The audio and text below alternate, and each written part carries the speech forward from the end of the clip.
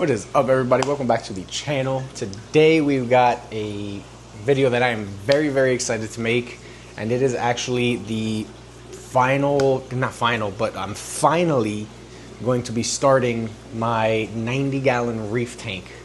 As you guys have seen in the fish room update video, I kind of revealed it there that I got a 90-gallon fish tank for free, and we're gonna start the process of setting that up today. So let me pick up the camera and show you guys what we got going on here.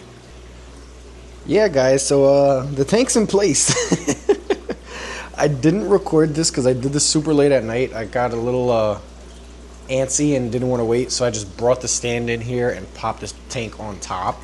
Kind of shot myself in the foot there because I do have to get the sump in through this space here. I kind of have to like fish it down and turn it in there to get it to sit in there. So that's going to be fun. I got to take the tank off the stand again, but today we're going to be starting kind of focusing on refurbishing this stand. As you can see, the doors are off and it's just like the paint is chipped and all over the place and stuff like that. So we're going to be giving it a fresh coat of black paint, kind of like how we did for the 180 stand.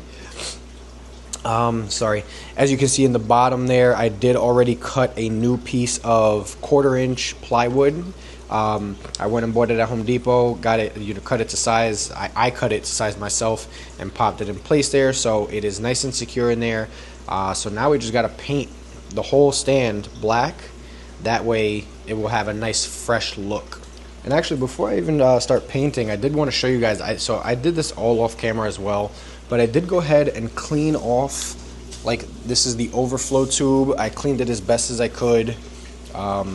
It's pretty good. You know, there's still a few little algae spots here and there and stuff, but I got that clean.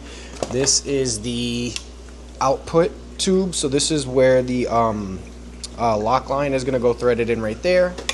And then this is the actual lock line. So this is where I had the hardest time trying to get off a lot of this.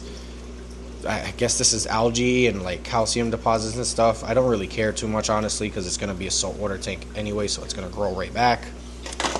Then we've got here, this is the pump. This is the pipe for the overflow that goes connected from here into the actual sump.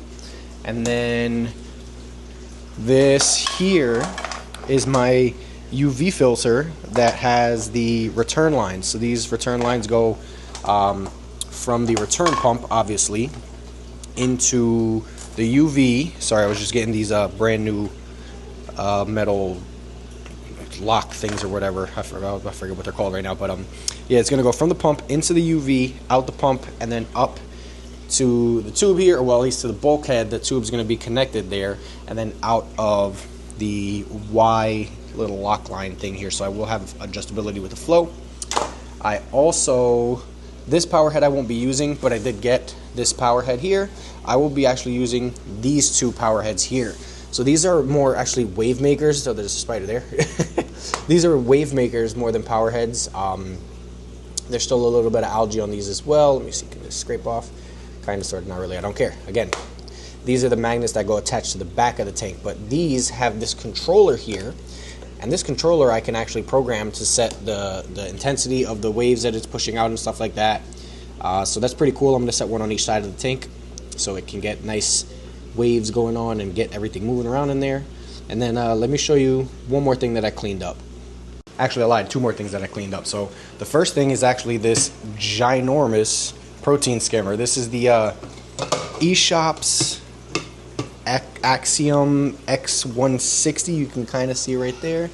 This is the 4th generation big protein skimmer. That's going to be sitting in this chamber here, as well as the return pump. So this is a J-Bow DC return pump. This also has a controller here. Sorry.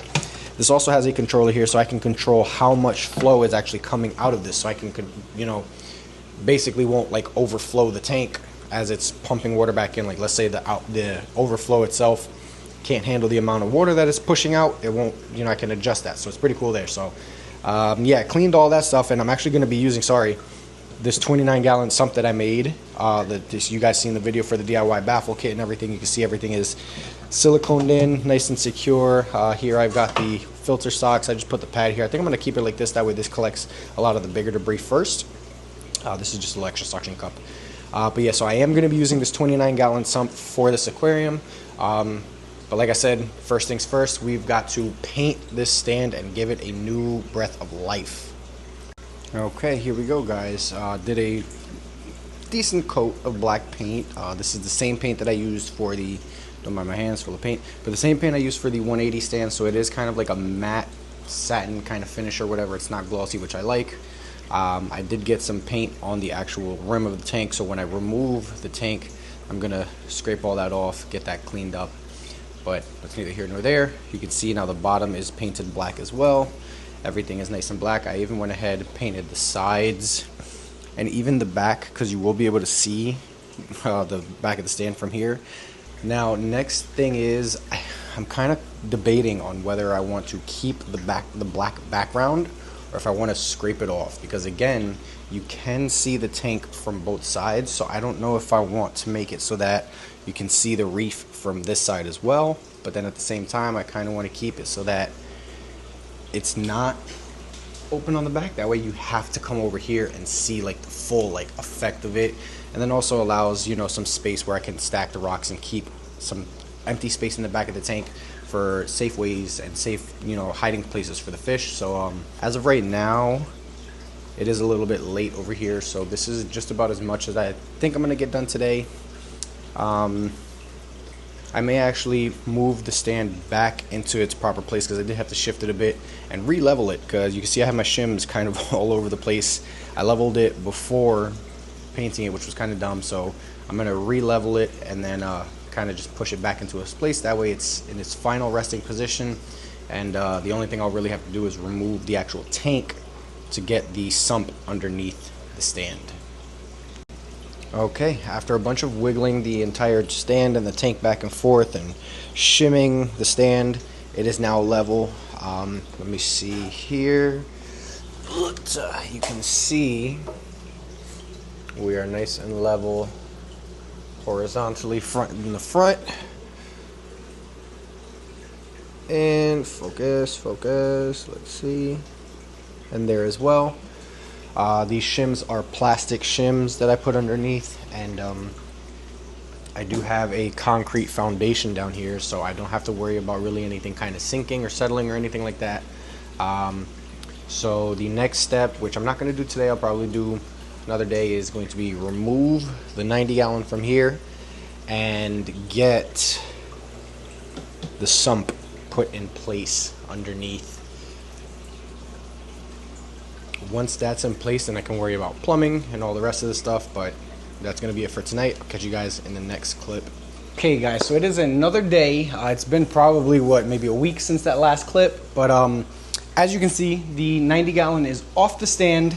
It is upside down. I've got the bulkheads here facing up because I'm trying to remove at least the rubber gasket that goes on the inside, because these are very old. I think I have some replacements here in a little tote that I have with a whole bunch of plumbing parts.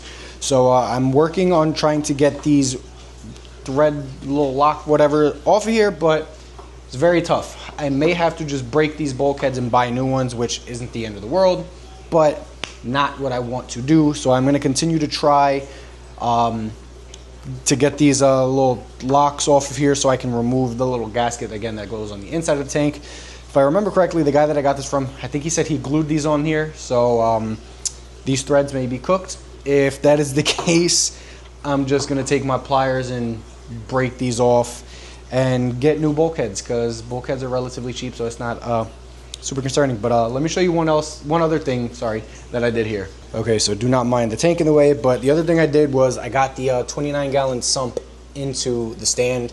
It was a little tough because this middle brace here is right in the way. I was legitimately 1/4 of an inch shy. I had to kind of force it in.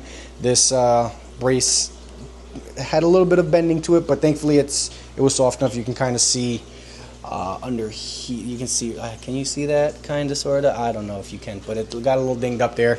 I do have to repaint the stand. Kind of dinged it right there as well, but that's okay, it's just paint. Thankfully now the sump is in there, good to go. I just really need to work on getting, you can see here, I think he did glue these on, like there was whatever this stuff is on there. So I got this one kind of loose. This one's not really. I really may just have to break it, but I want to take measurements of these first before I break them so I know exactly what size to buy. Alrighty, finally got those bulkheads off. They definitely were glued in place. I had to tear them to bits. This is the rib piece to the return line, so had to take it into very drastic measures. And the reason why is because you can see here this gasket was misshaped, which is why I feel like they ended up having to glue these in place, because they were leaking. And this is exactly why it was leaking. This gasket was just not sitting correctly. So I do want to get some new bulkheads. I don't know if you guys can tell on here, right there it says AGA 3/4 U, and then on the other one here it says AGA 1. So I'm assuming this is a 1-inch. I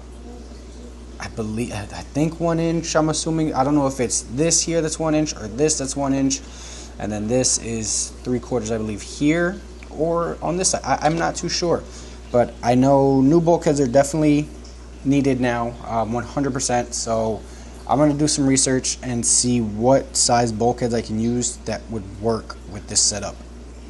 Alrighty guys, so it's been a couple hours. I was doing a bunch of research on which bulkheads I could use for this, the drain, the overflow, and the output of the 90-gallon. I think I found the correct ones. I'm going to be ordering those hopefully tomorrow. That way they can be here sometime next week. And that way I can get this tank plumbed up and basically ready to get filled up and water tested in a sense. I mean, the tank was up and running prior to me buying it, but obviously I want to water test it, especially after I put the new bulkheads on there. One thing that I am contemplating, which isn't really related to plumbing or whatever, but this is obviously the back of the tank and the bottom. I'm kind of contemplating painting this side, don't mind the suction cup, but painting this side of the tank black as well to match.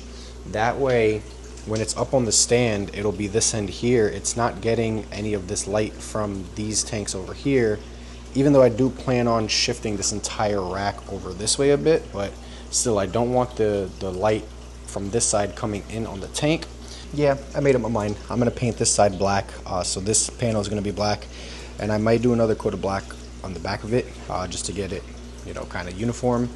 And that way, again, I won't get light from the side seeping into the tank, and I'll get the nice blue lights that I still want in there. So let me get to painting.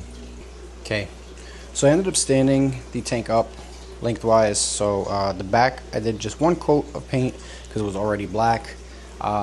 This is the side that I'm painting. This is the side that's going to be over there. I did about one coat on there already, kind of 1.5. I did a quick little coat and then another coat on top. But let's see here. Don't want to zoom in. Let's tilt this up. You can see it's still very patchy, so it is going to need at least 2 more coats, probably 3. So I'm going to just let this dry for maybe like 10-15 minutes, put the fan on it, let it dry a lot faster. And then once it is dry, I will go ahead and do another coat.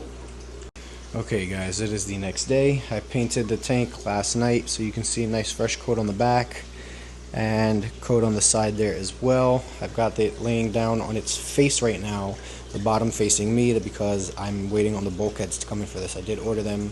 One of them should be here tomorrow. The other should be here within a week or so. Wasn't available on Amazon Prime, unfortunately, but it is what it is. I don't want to rush this process, so I will wait for those bulkheads to come in. That way I can start the plumbing process and getting the sump there that you can see under the stand plumbed up, and hopefully fill the tank up and leak test it, you know, run everything to make sure that it's all working properly, and then actually set it up with salt for my reef. And it is another day. Still nothing really progress wise with the tank, but I did get, you can see right here, the new bulkhead for the overflow for the tank. So I decided it's going to be much easier for me to get the tank onto the stand with the bulkheads not on, because I feel like with the bulkheads on, I'm going to risk actually hitting the bulkheads that go right here on the stand, because I am moving this by myself. And again, this is a 90-gallon tank. It is a very heavy tank. So I have decided I'm gonna actually put the tank back on the stand and then attach the bulkheads while the tank is on the stand, which I just have to go underneath here and kind of thread the little lock, this little lock right here onto the actual bulkhead. And it's really only supposed to go maybe a little bit more than hand tight, so I feel like I can do that underneath the tank relatively easily, especially since nothing under the tank is actually hooked up yet, so I can kind of slide the sump back and forth if I need to. So I'm gonna go ahead, use my industrial grade suction cup that I have here. I have 2 of these to actually lift and get this tank up back onto the stand. There we have it, guys. The tank is back on the stand, and here you can see what I was talking about with the side being painted black. That way the light from right over there doesn't come into the side.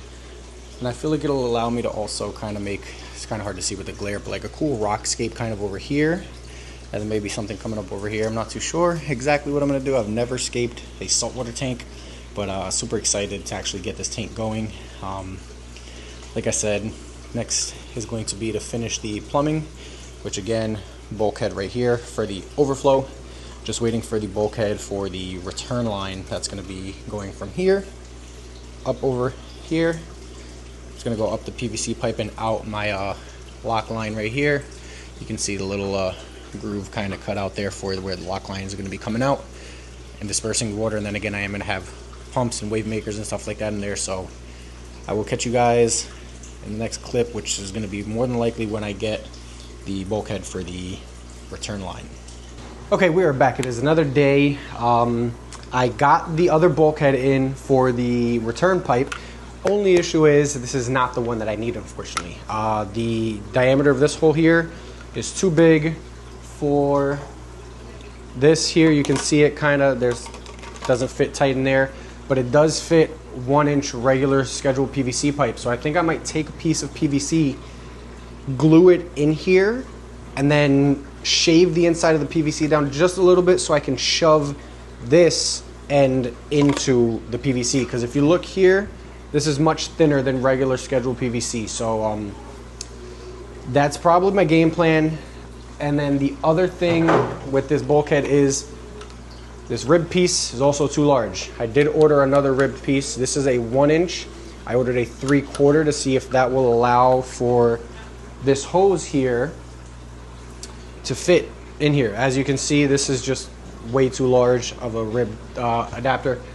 So I've got the smaller 3/4 one coming in hopefully next week, but I'd figured in the meantime what I can do is get the wave makers and stuff put into the tank where I want them, as well as possibly even getting the protein skimmer. You can see it sitting right there kind of into the chamber that I want it to go in. But first I will have to vacuum the inside of the sump because it did get, you know, dirty with just sitting down here in the fish room. But I also want to silicone this last chamber over here where the return pump is going to go, because I want to make sure that that is fully watertight. That way, God forbid something were to happen and the return pump were to keep pumping water, it only returns the water in that section and not the entire sump. So let me go ahead, get my vacuum real quick, vacuum the inside of this, and then start throwing in some pieces into the tank. Okay, the inside of the sump is nice and vacuumed out. You can see here all the chambers are nice and clean, including this one here. So next I got to grab my silicone, again, to silicone the inside seam here. This is where the return pump is going to go. So again, I want to make sure that that is nice and sealed off and watertight, so I don't get any overflows.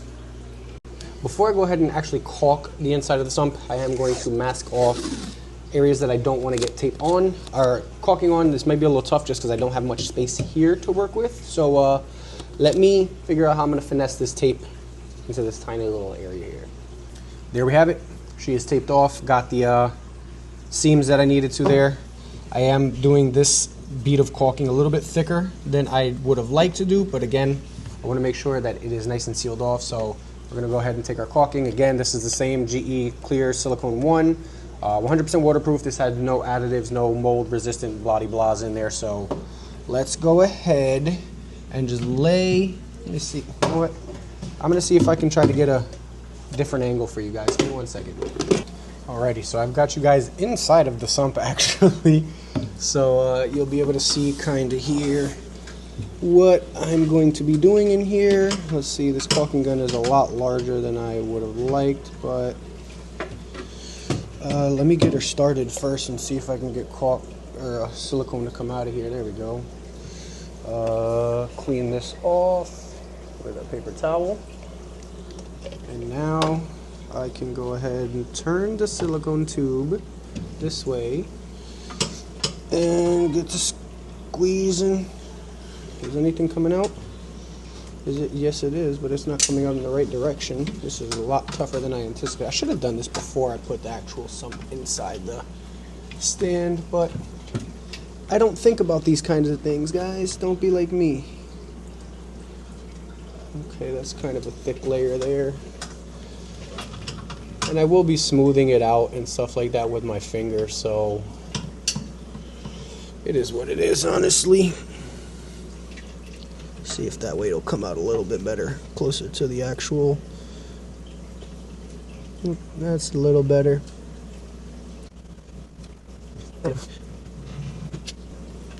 Okay, that didn't really do much, and it just made a mess. Okay, now I'm going to try and smooth this out with my finger. Let's see here, I'm going to try to push it in and then smooth it up. There we go, kinda, sorta. There we go, kinda, sorta, and there we go, kinda, sorta.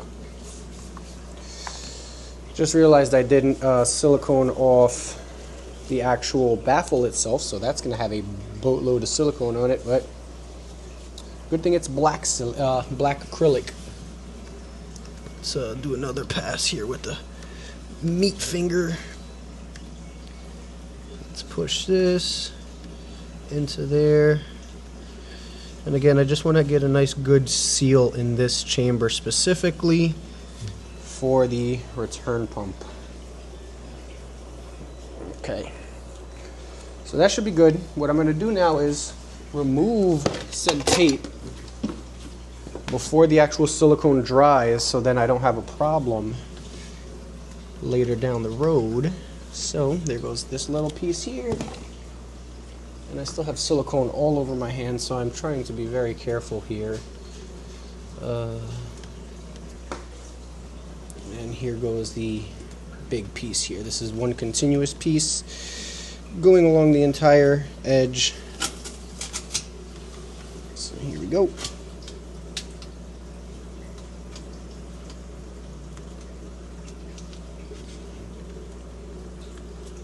There we go. There we go. You can see here, much thicker silicone bead going all the way inside of here. Let's see if I can get a good zoom in there. That's about it there. So you can see it goes all the way up. So that will allow me, again, to have this chamber fully sealed off. Let's get to throwing in some of the rest of the parts that we need in here. All right. Now that this section here is siliconed, I have to wait for it to dry, so I can't put the return pump in there, but what I can do is get the protein skimmer into the middle chamber. It is sitting right here, right there.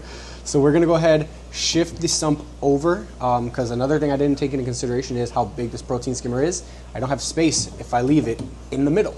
So I do have to shift it over to one side, which is fine. I'll just have to run the overflow pipe a little bit longer, but it's not that far since it's only from here to here. So let me go ahead and shift this over this way. That will allow for me to get the protein skimmer underneath the stand here. And let's see if I will be able to squeeze this. Woo! Yep, beautiful. Okay. So protein skimmer is now in the tank. Let me get the cap here. Put the cap back on here. One thing that I did look into was possibly getting maybe a skimmer raising kit, just because this is much bigger than the sump that the tank came with, so I may need to raise the protein skimmer a bit, which isn't really a big deal. I found like a kit on Amazon, I think for like 20-30 bucks, which is basically just plastic risers kind of. So if I need to do that, I'll do that, but for now I will just get all of these cables and stuff ran through the back.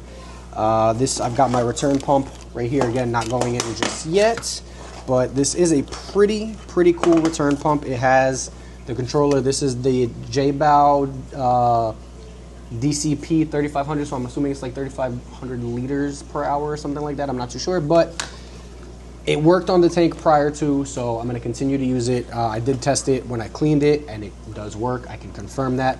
I just have to go through these settings here and kind of learn how to use this actual control module, but that's really not a big deal. So let's go ahead, get some of the rest of this stuff into the tank. I am going to kind of organize these wires and tuck this in the stand, not in the sump yet, but 1 second. Alrighty, so I did go ahead and disconnect the actual wave makers here from the control module that it comes with. This also has a control module to allow me to program both of these to set the waves at different intervals and stuff like that. I disconnected it only because I don't want to be moving around all the extra cables and stuff like that while I'm finessing this in here. So let's do one at a time. Now, since I painted this side of the tank here black here, you see you can't see my hand. I think I want one on that side here, kind of here, a little bit lower in the water column, and then another one possibly in this back wall, just so I have good circulation. Again, I'm going to have the return is going to be coming out of here and probably facing, you know, that way and then maybe forward, but I do want some flow this way as well, so I'm going to put, again, one of them over on this side. Let's see, I want to make sure I got this in the correct orientation. So I'll put that roughly right there. Beautiful. And then I will run the cables kind of this way, down and out the back there. I will have lids for this as well. We'll leave that like that for now. We've got the second one here. And these are max spec pumps. If anybody knows of these, if they're any good, let me know. Again, this whole setup was free, so I'm not going to complain about what I got. Second pump will be going, let me get behind this way. We'll be going roughly right there. Beautiful. Run this down here. And get the cables run through here. Perfect. This one.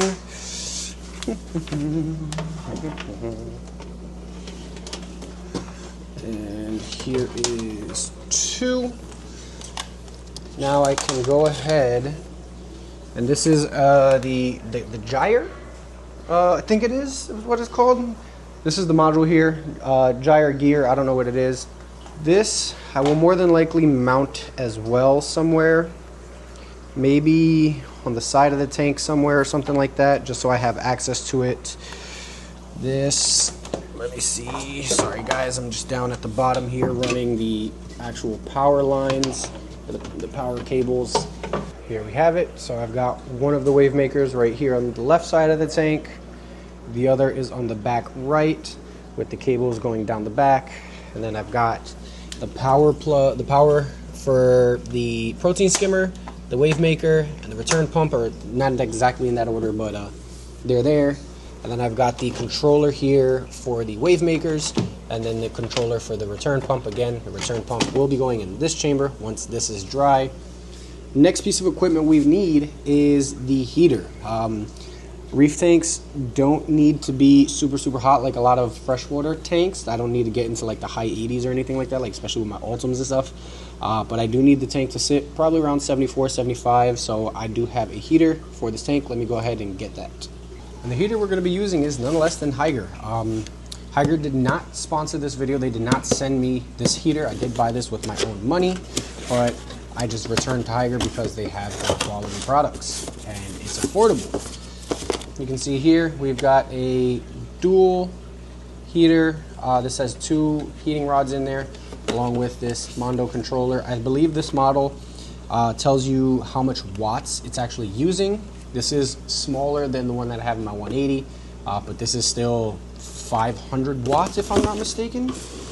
Yeah, this is a 500 watt heater. You can kind of see right, get out the way, there we go, right there, checked off 500 watts, which is good for 60 to 135 gallons, which this system will roughly be 100 to 110 gallons. It's a 90 gallon tank with a 29 gallon sump. It's not going to be full all the way, but you know what I mean. This heater I can go ahead and put in the tank. I think I may put it into the first chamber, but let me play around to see what works best. Okay, so as you guys can see here, I've got the heater laying down next to the protein skimmer. I may try to adjust that a little bit, but I've got the cable running up out the back with the controller here. I do want to mount this controller here, let me see, to the side of the tank, just like this. That way I can control it right from the side.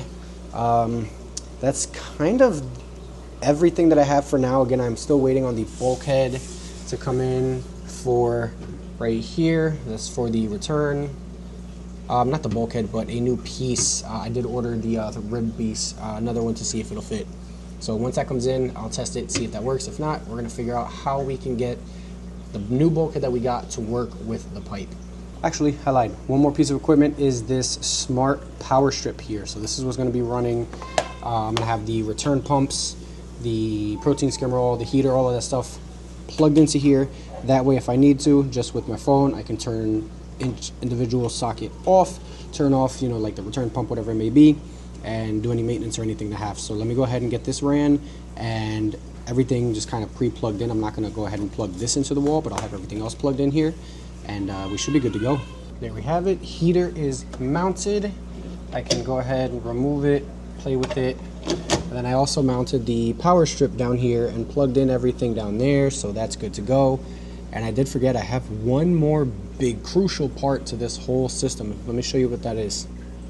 Okay, so now, like I said, this is obviously going to be a saltwater tank, but not just saltwater, it's going to be a reef tank. And what's a huge part of having a reef tank? Lighting. So on my 20-gallon that's on the floor behind you guys over there, I have the Hyper Reef, the Night Crew Hyper Reef 100s on there. And I really am enjoying those lights. So I went out and reached out to Night Crew and asked them if they wanted to sponsor the lighting for this build, and they said yes.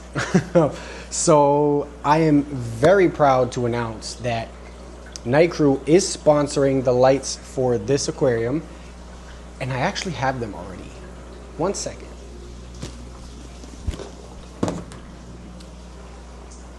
Night Crew sent me their, I guess you can call it top of the line, for me at least, top of the line reef light. This is the Night Crew Hyper Reef 200. The 100 that I have only has 2 of these little LED puck things or whatever.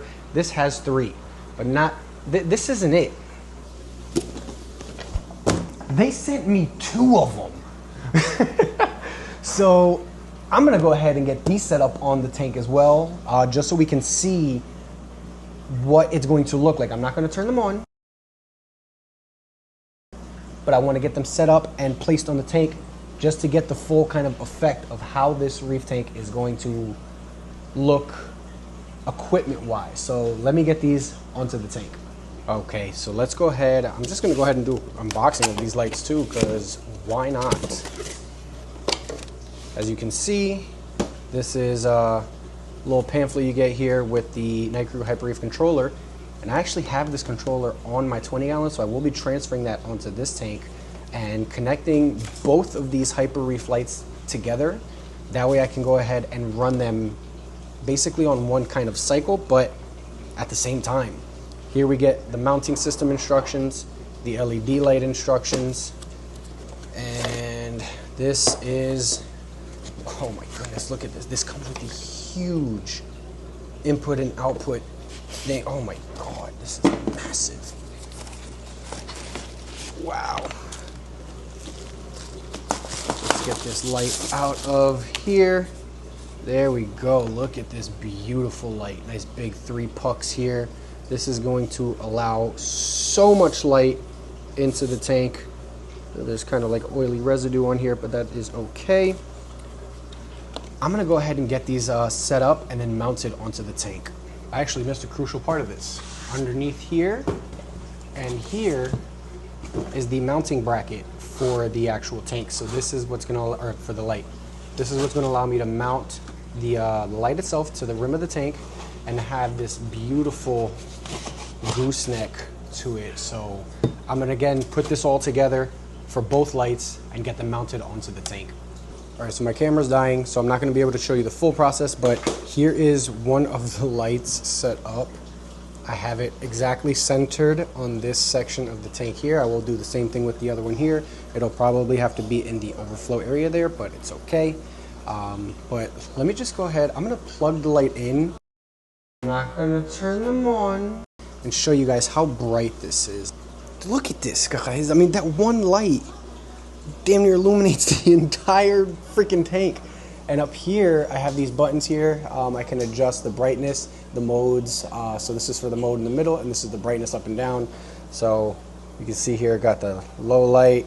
This is some blues, more blues, and it just adds more of the blue effect, which is going to look so good once I have them both set up. So I'm gonna go ahead and finish setting these up, and probably won't show you much in the next clip. Maybe I'll show you both of them on the tank, but for the meantime, I'm going to be waiting until I get the bulkhead kind of situated here for this. So if I don't show you both of them, I will see you once I have the bulkhead. Okay guys, I lied. I am going to show you the setup. So here it is. Both lights are on. They're kind of on the same setup right now. I do not have them hooked up with the controller yet because that is on, again, my 20-gallon long over there. I'm not going to remove the controller just for that, but this is essentially what the tank is going to look like. I'm going to have glass lids over top here, so I will have lids on top, making sure I get no jumpers and minimize evaporation. I'm also going to make a lid for the sump down there. There we have it, guys. I am going to end the video right here. I'm not going to make you guys wait until I figure out this bulkhead situation to see this video. I'm going to take care of that off camera. So I hope you guys enjoyed the kind of rough-ish setup of the 90-gallon saltwater reef tank. In the next video, I will be filling this tank up and leak testing it and making sure that it holds water. And then if that's all good, we're going to be scaping this tank. So if you don't want to miss that, make sure you subscribe to the channel, like this video, comment down below, let me know what you think of the 90-gallon setup, and I'll catch you in the next one. Thanks for watching. And before I end the video, again, a huge thank you to Night Crew for sending me both of these magnificent Night Crew Hyper Reef 200s. Thank you guys so much. You guys are really going to make this reef tank my first kind of real reef build that I'm starting. This is going to be just probably the coolest build that I'm really ever doing saltwater. This is going to be the only build, maybe, that I'm doing saltwater. So again, huge thank you to everybody over at Night Crew, and a huge thank you to you guys for watching the channel and watching the videos and everything like that. It really means a lot to me. Your support is just incredible. So again, thank you, Night Crew, and thank you to all of my watchers, all the subscribers and everybody. You know, you guys, I wouldn't be able to do all this without you guys. So thank you, everybody, and I will catch you in the next one.